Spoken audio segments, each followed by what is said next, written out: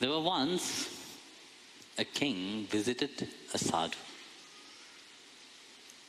Very famous sadhu he was.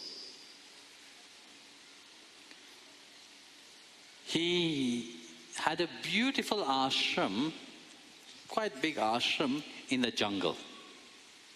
You know, for meditation you have to be in a proper place. And it was in the jungle.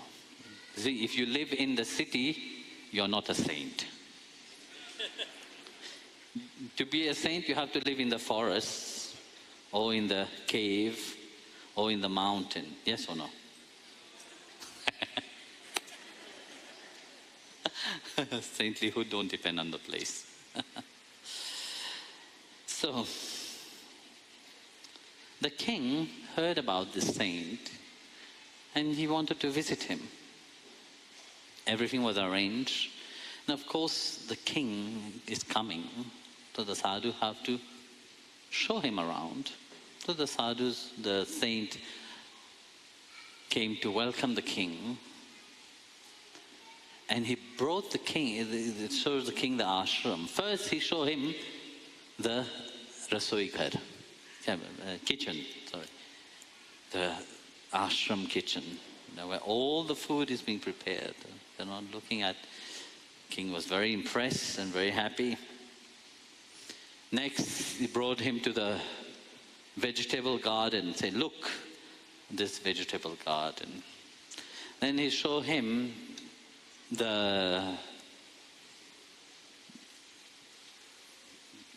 where they eat, probably.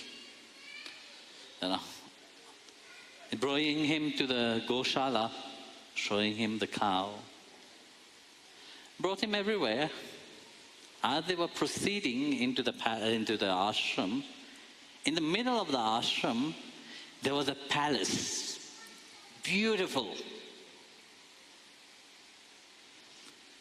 But the saint didn't bring the king there. He showed him the little houses, this is that, this is everywhere. Everything was shown. But the king, curiosity about that palace, he asked the sadhu, please tell me about this palace. Let's go there. And the saint changed direction, brought him somewhere else, showed him something else. And every time the king tried to ask about this palace, the saint avoided the question. So finally, when he had visited everything in the ashram, you see, when you have a curiosity inside, it don't leave you, until you get the answer. Before leaving, the king said, Maharaj, I have a question. Please, you have shown me the ashram everywhere, beautiful. But I want to know, what about this palace? Why you didn't bring me there? What is happening there?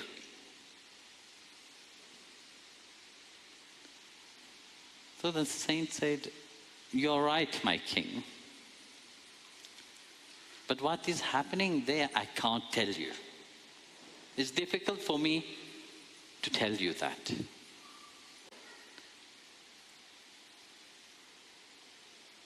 And that place, what we do there, we don't do anything, actually. There is no japa going on, there is no prayer going on. There's nothing what we are doing there.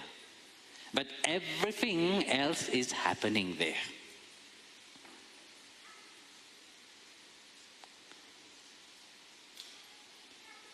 This is such a place where everything is happening. It's not out there. No? It's not in our kriya.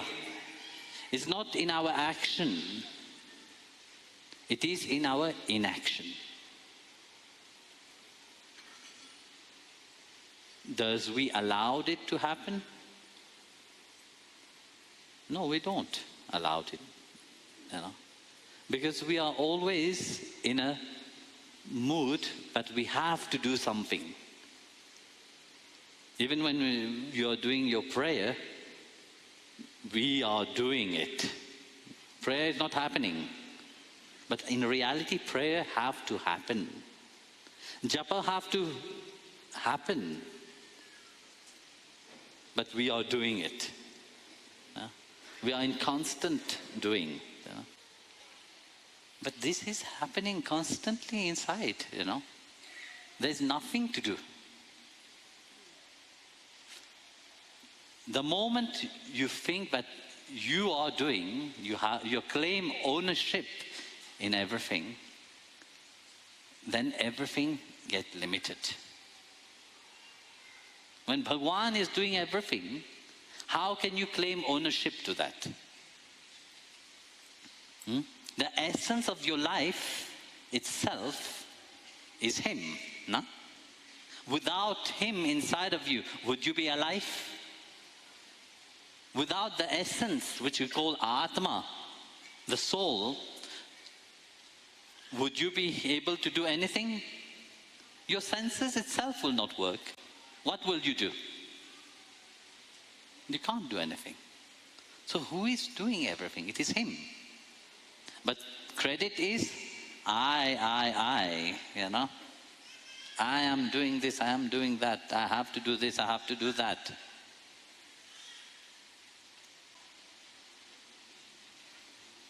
So for once, enter into the state of Dhyan, a state where you are allowed everything to happen.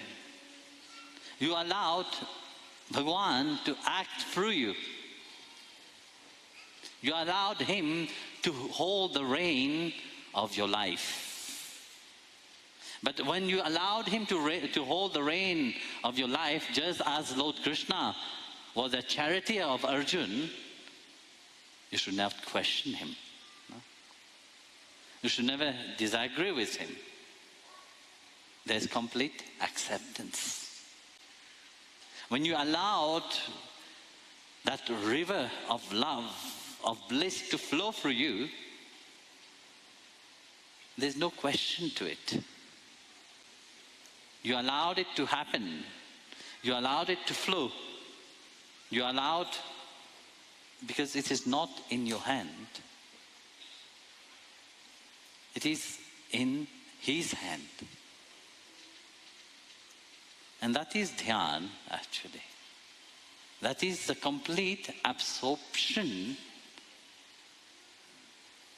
into the Supreme Himself, where He reflects through you and acts through you. Into that state, everything will flow where it has to do. Because our understanding, our doing is all limited. Because we don't allow that flow to just happen.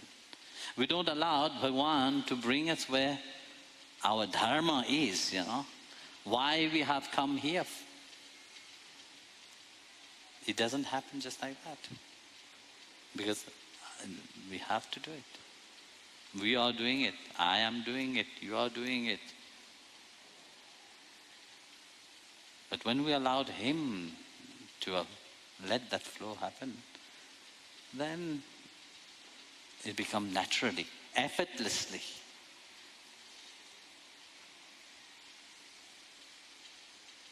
So come into that state of Dhyan